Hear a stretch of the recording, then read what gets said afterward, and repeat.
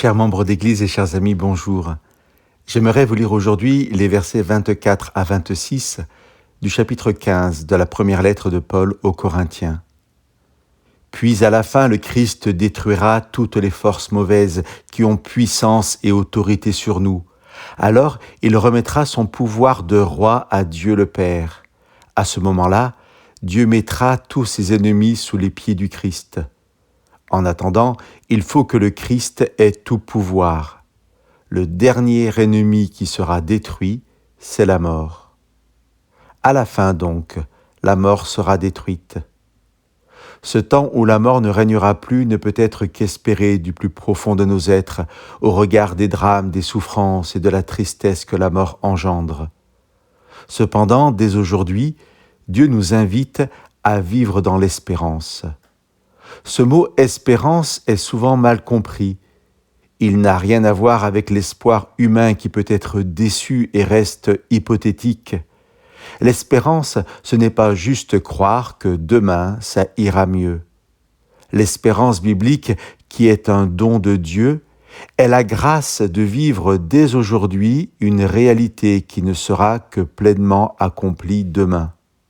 Elle est un don de Dieu, se fonde sur la parole de Dieu et s'accueille par la foi. La foi, chers amis, est simplement mais entièrement le fait de croire que ce que Dieu dit est vrai, que sa parole est vraie. Or, concernant la mort, que nous dit la Bible ? Je vous lis le verset 14 du chapitre 2 de la lettre aux Hébreux. Puisque les humains sont tous des êtres de chair et de sang, Jésus lui-même est devenu comme eux. Il a participé à leur nature humaine. C'est ainsi que, par sa mort, il a pu écraser le diable qui détient la puissance de la mort.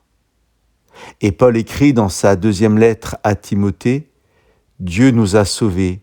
Cette grâce s'est manifestée par notre Sauveur, Jésus-Christ, qui a réduit à rien la mort. » Chers amis, entrons dans l'espérance qui ne concerne donc pas simplement notre futur, mais bien notre présent.